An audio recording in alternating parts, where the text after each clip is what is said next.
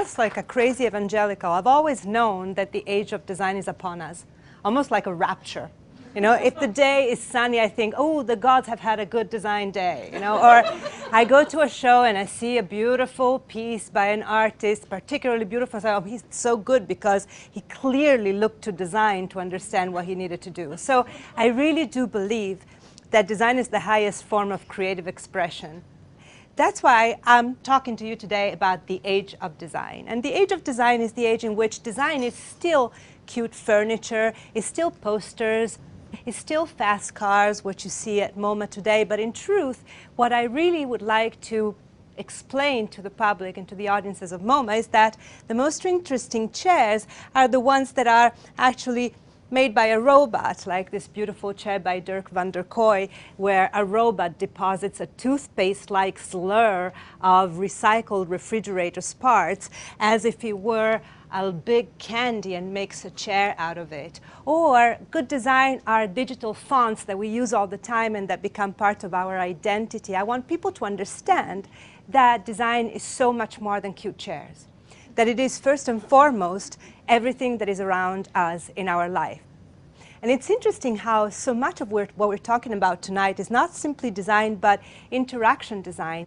And in fact, interaction design is what I've been trying to insert in the collection of the Museum of Modern Art for a few years, starting not very timidly, but just, pointedly with works, for instance, by Martin Wattenberg, the way a machine plays chess with itself that you see here, or Lisa Strausfeld and her partners, the sugar interface for the one laptop per child, Toshio Iwai's Tenorion musical instruments, and Philip Worthington's Shadow Monsters, and John Maida's Reactive Books, and also, Jonathan Harris and Sepp Kamvar's I Want You to Want Me. These were some of the first acquisitions that really introduced the idea of interaction design to the public. But more recently, I've been trying really to go even deeper into interaction design with examples that are emotional, really suggestive, and that really explain interaction design at a level that is almost undeniable. The wind map by Wattenberg and Fernanda Viegas, I don't know if you've ever seen it, it's really fantastic. It looks at the territory of the United States as if it were a wheat field that is like procured by the winds, and that is really giving you a pictorial image of what's going on with the winds in the United States. But also, more recently, we started acquiring video games. And that's where all hell broke loose in a really interesting way. There are still people that believe that there's a high and there's a low. And that's really what I find so intriguing about the reactions that we've had to the anointment of video games in the MoMA collection. First of all, New York Magazine always gets it. I love them. So we are in the right quadrant. We are in the highbrow. That's daring, that's courageous, and brilliant, which is great. Timidly, we've been higher in the diagonal in other situations, but it's okay. It's good, it's good, it's good. But here comes the art critic. Oh, that was fantastic. So the first was Jonathan Jones from The Guardian. Sorry, MoMA, video games are not art. Did I ever say they were art? I was talking about interaction design. Excuse me. Exhibiting Pac-Man and Tetris alongside Picasso and Van Gogh, they're 2 floors away, will mean game over for any real understanding of art. I'm bringing in the end of the world. We were talking about the rapture, it's coming. And Jonathan Jones is making it happen. So the same Guardian rebuts. Are video games art? The debate that shouldn't be. Last week, Guardian art critic blah blah suggested the games cannot qualify as art. But is he right? And does it matter? Thank you. Does it matter? It's like, once again, there's this whole problem of design being often misunderstood for art, or the idea that is so diffuse that designers want to aspire to, would like to be called artists. No, designers aspire to be really great designers. Thank you very much. And that's more than enough. So my knight in a shining armor, John Maida, without any prompt, came out with this big declaration on Wired: video games belong in the MoMA. And that was fantastic. And I thought that was it. But then there was another wonderfully pretentious article that came out in the New Republic, so pretentious, by Lee Leibovitz, and he said, MoMA has mistaken video games for art again. The museum is putting Pac-Man alongside Picasso again. That misses the point. Excuse me, you're missing the point. And here, look, the above question is put bluntly. Are video games art?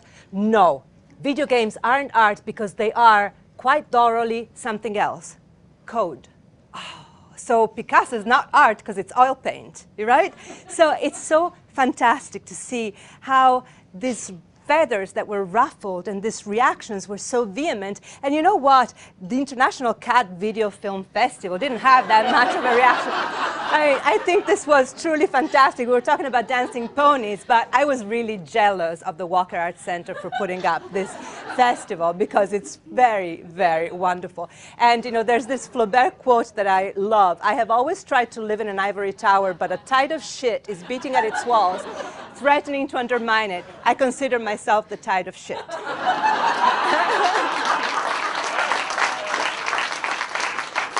You know, we have to go through that. You know, even in the 1930s, my colleagues that were trying to put together an abstract art show had all of these works stopped by the customs officers that decided they were not art. So it's happened before, and it will happen in the future. But right now, I can tell you that I am so, so proud to be able to call Pac-Man part of the MoMA collection. And the same with, for instance, Tetris, original version, the Soviet one.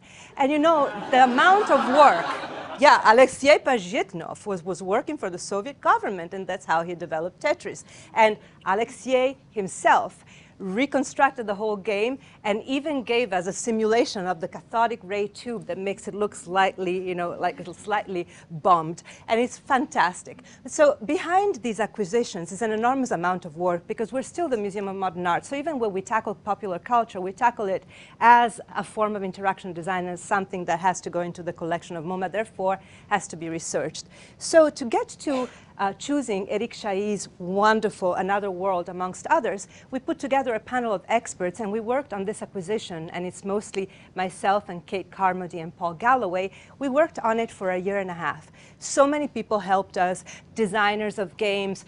You might know Jamin Warren and his collaborators at Kill Screen Magazine, and you know, Kevin Slavin, you name it. We bugged everybody because we knew that we were ignorant. We were not real gamers enough, so we had to really talk to them.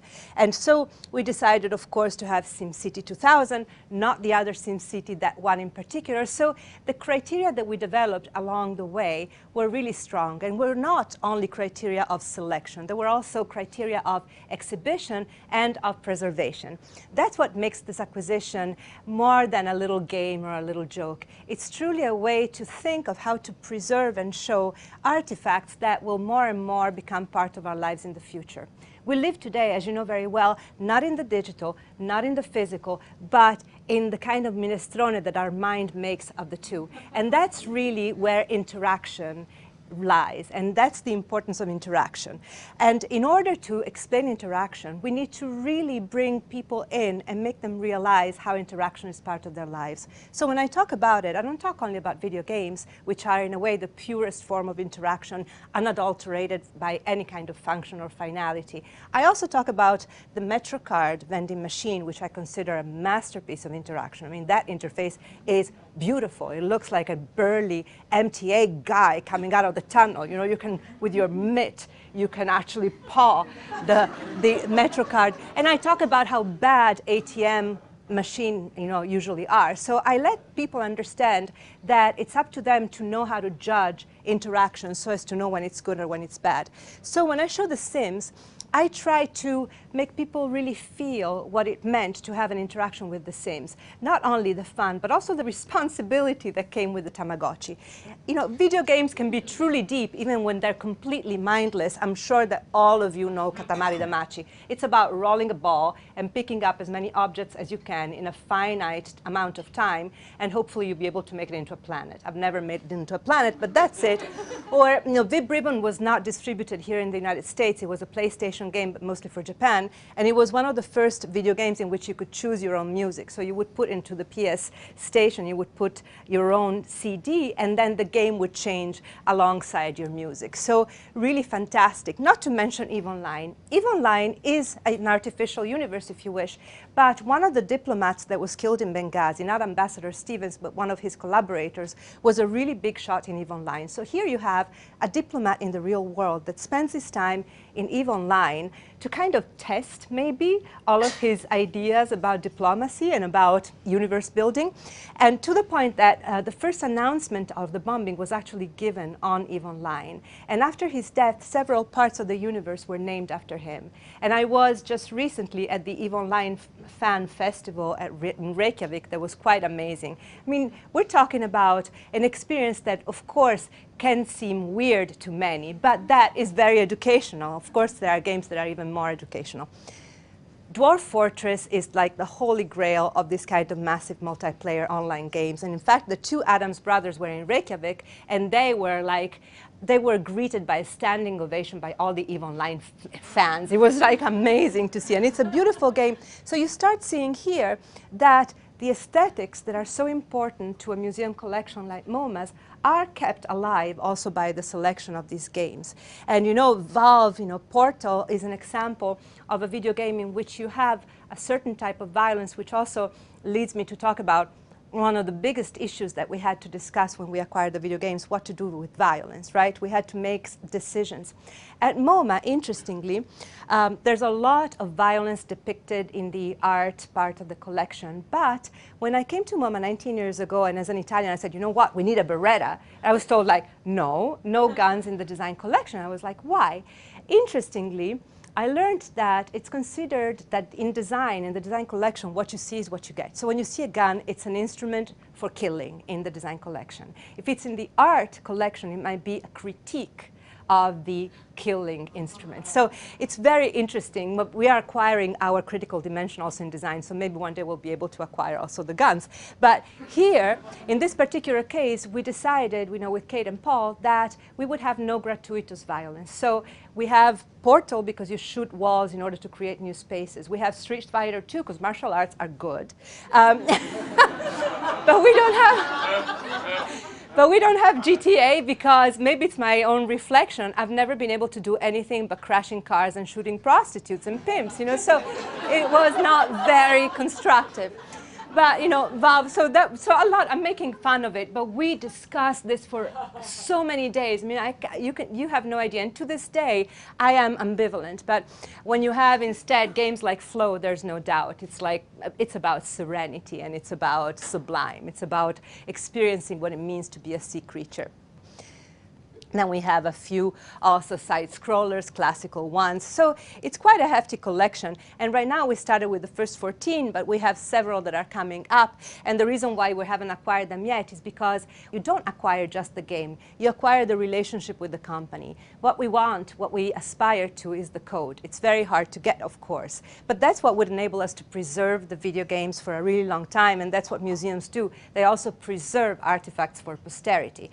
In absence of the code, because, you know, video game companies are not that very forthcoming in some cases, in absence of that, we acquire the relationship with the company. We're going to stay with them forever. They're not going to get rid of us, and one day we'll get that code.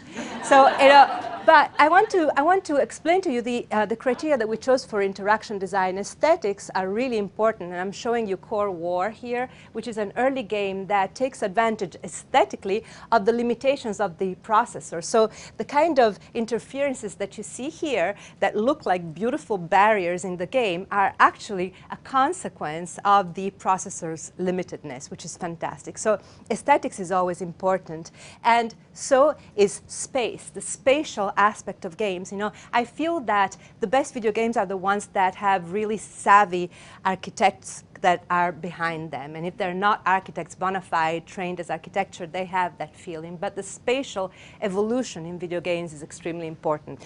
Time, the way we experience time in video games, as in other forms of interaction design, is really quite amazing. It can be real time, or it can be the time within the game, as is in Animal Crossing, where seasons follow each other at their own pace. So time, space, aesthetics, and then, most important, behavior. The real core issue of interaction design is behavior. Designers that deal with interaction design behaviors that go to influence the rest of our lives. They're not just limited to our interaction with the screen. In this case, I'm showing you Marble Madness, which is a beautiful game in which the controller is a big sphere that vibrates with you. So you have a sphere that's moving in this landscape, and the sphere, the controller itself, gives you a sense of the movement. In a way, you can see how video games are the purest aspect of interaction design and are very useful to explain what interaction is. We don't want to show the video games with the paraphernalia, no arcade nostalgia. If anything, we want to show the code. And here you see Ben Fry's Distella map of Pac-Man, or the Pac-Man code. So the way we acquired the games is very interesting and very unorthodox. You see them here displayed alongside other examples of design, you know, furniture and other parts. But there's no paraphernalia and no nostalgia, only the screen and a little shelf with the controllers. The controllers are, of course, part of the experience, so you cannot do away with it. But interestingly, this choice was not condemned too vehemently by gamers. I was afraid that they would kill us, and instead they understood, especially when I told them that I was trying to apply the same stratagem that Philip Johnson applied in 1934 when he wanted to make people understand the importance of design. And he took propeller blades and pieces of machinery, and in the MoMA galleries, he put them on white pedestals against white walls as if they were Brancusi sculptures. He created this strange distance, this shock that made people realize how gorgeous formally and also important functionally designed pieces were. I would like to do the same with video games by getting rid of the sticky carpets and the cigarette butts and everything else that we might remember from our childhood. I want people to understand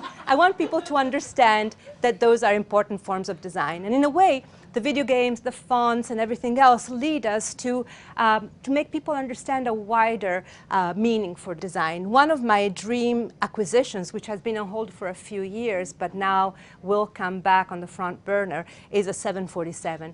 I would like to acquire it, but without owning it. I don't want it to be at MoMA and possessed by MoMA. I wanted to keep flying. So it's an acquisition where MoMA makes an arrangement with an airline and keeps the Boeing, the 747 flying.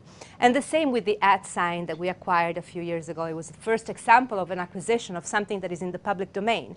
And what I say to people, it's almost as if a butterfly were flying by and we captured the shadow on the wall and just we're showing the shadow. So in a way, we're showing a manifestation of something that is truly important and that is part of our identity, but that nobody can have. And it's too long to explain the acquisition, but if you want to go on the MoMA blog, there's a long post where I explain why it's such a great example of design. Along the way, I've had to burn a few chairs. You know, I have had to deal away with a few concepts of design past.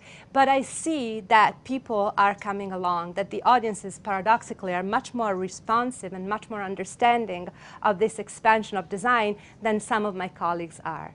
Design is truly everywhere, and design is as important as anything. And I'm so glad that because of its diversity and because of its centrality to our life, many more people are coming to it as a profession, as a passion, and as very simply part of their own culture. Thank you very much.